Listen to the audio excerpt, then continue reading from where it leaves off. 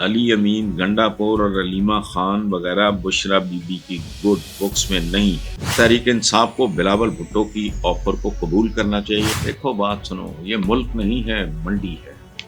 کسی کے ہاتھ میں ڈنڈا ہے اور کسی کے ہاتھ میں ڈنڈی۔ اگر ہم نے خود اپنی نسلوں کو ذبح کرنا ہے، ان کو بیچنا ہے، تو پھر کون آئے گا؟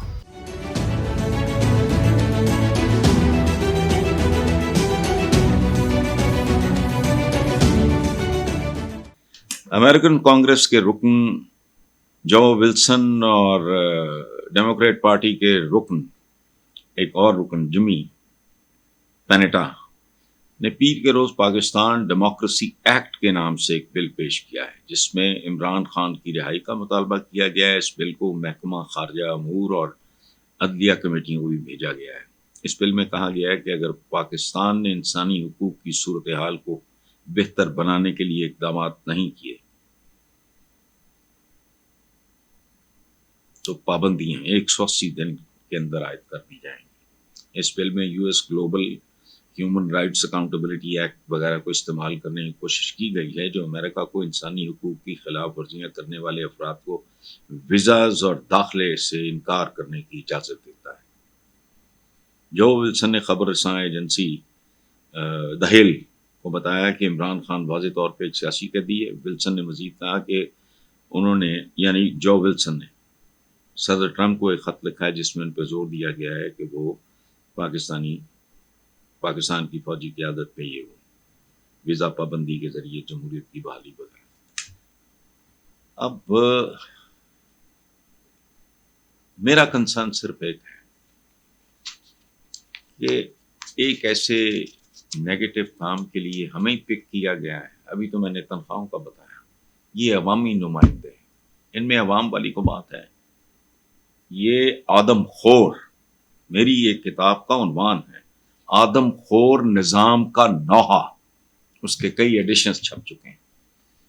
تو بھائی، اگر ہم نے خود اپنی نسلوں کو ذبح کرنا ہے، ان کو بیچنا ہے، تو پھر کون آئے گا؟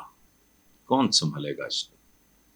جو صورتحال ہے، اب امریکن کانگریس یہ اب منظور ہوتا ہے نہیں ہوتا ہے وہ دیکھ لیتے ہیں، لیکن یہ بذات خود یہاں تک بھی اگر کہانی رک جائے تو کیا ہمارے لیے یہ ذلت نہیں ہے، امبیرسنگ نہیں ہے؟ لیکن بہرحال دیکھو بات سنو، یہ ملک نہیں ہے، منڈی ہے۔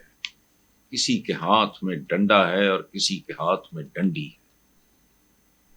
جو ریڑھی والا ہے وہ اپنے ہی بھائی کا خون چوستا ہے، وہ ڈنڈی مارتا ہے۔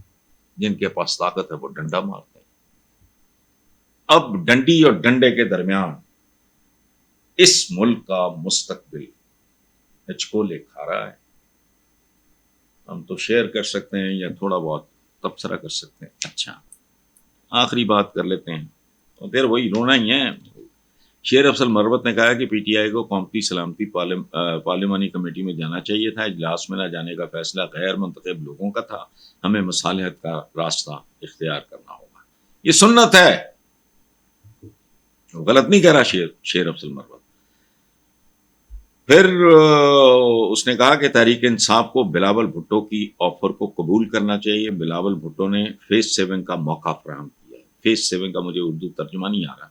بلاول بھٹو کی آفر قبول کر کے پی ٹی آئی کی موجودہ قیادت کو فیز 7 مل جائے گی۔ بلاول بھٹو کو آفر قبول نہ کی تو فیز 7 بھی نہیں رہے گی، پی ٹی آئی احتجاج بھی نہیں کر پائے گی۔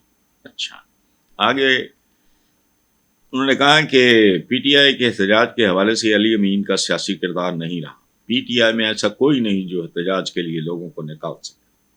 اندیشہ ہے کہ علی امین گنڈاپور کی چھٹی ہو جائے گی۔ میری چھٹی نہ ہوئی ہوتی تو علی امین گنڈاپور کی چھٹی ہو چکی ہوتی۔ یہ میں نہیں اس پہ کامنٹ کروں گا، میں نہیں جانتا۔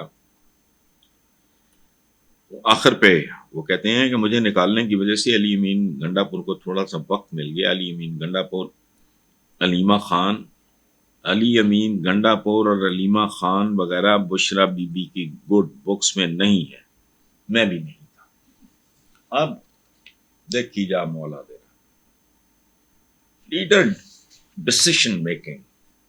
اور کیا ہوتا ہے؟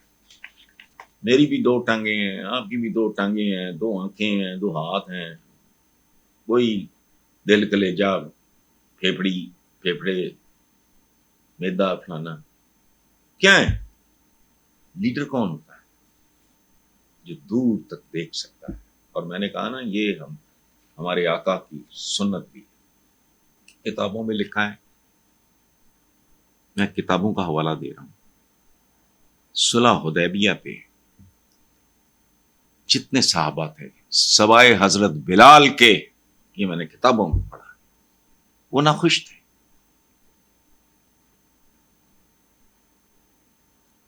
کہ ہم اگلے سال آئیں گے تو یہ تو سارے، چونکہ وہ پتا تھا کہ بھی اب بھی حضور نے کرنا ہے. اور پھر اللہ رب العزت نے اس کو فتح مبین قرار دیا، چھپی ہوئی فتح. بہرحال ہم تو بول بھونک ہی سکتے ہیں، وہ کر رہا ہوں میں. Thank you.